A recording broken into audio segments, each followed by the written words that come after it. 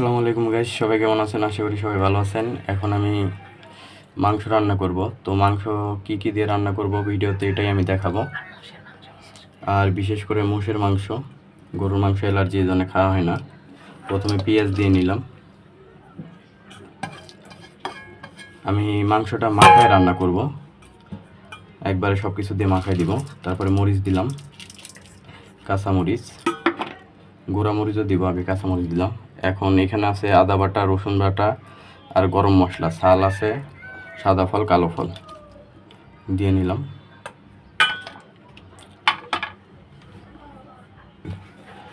পরিমাণ মতো মরিচের গুঁড়া দিচ্ছি। এখন সব কিছু পরিমাণ মতো দেবো, যেহেতু কাঁচা মরিচও দিচ্ছি সেহেতু পরিমাণ মতো গুঁড়া মরিচ দিয়ে নিলাম। এখন দিব হচ্ছে হলুদের গুঁড়া পরিমাণ মতো হলুদের গুঁড়া দিয়ে নিলাম। এখন দিব হচ্ছে জিরে গুঁড়া পরিমাণ মতো, যেহেতু মাখায় রান্না করব সেহেতু একসাথে সব কিছু দিয়ে নিচ্ছি।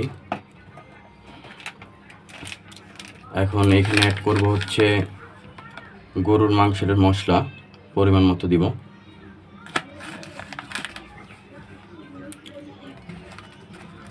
মশলাটা দিলে আসলে ফ্লেভারটা ভালো হয়, এই জন্যে প্যাকেট মশলাটা দিলাম।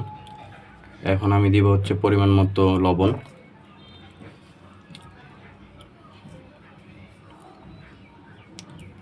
লবণ দেওয়া শেষ। এখন পরিমাণ মতো আমি সয়াবিন তেল দিব, সাদা তেল পরিমাণ মতো দিয়ে নিলাম। এখন এখানে মোষের মাংস আছে 1 কেজির মতো, মোষের মাংসটা দিয়ে দিলাম মাংসটা। এখন আমি মাখাবো এটা সুন্দর করে।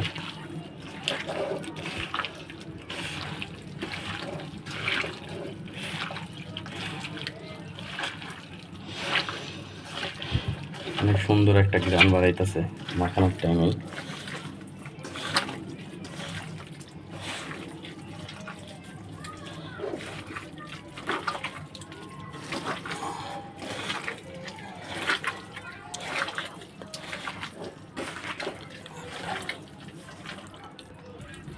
এখন আমার মাখানো শেষ।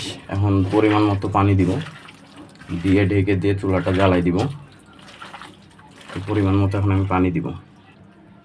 এখন আমি হাত ধুয়ে পানি দিব, হাত ধোয়া পানি পরিমাণ মতো।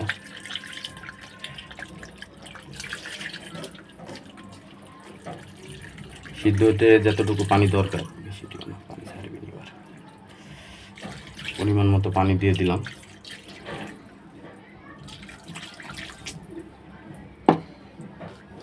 এখন আমি ঢেকে দিব, এটা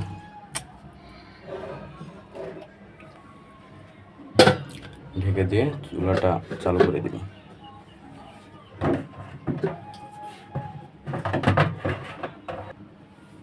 চুলাটা এখন আমি চালু করে দিব।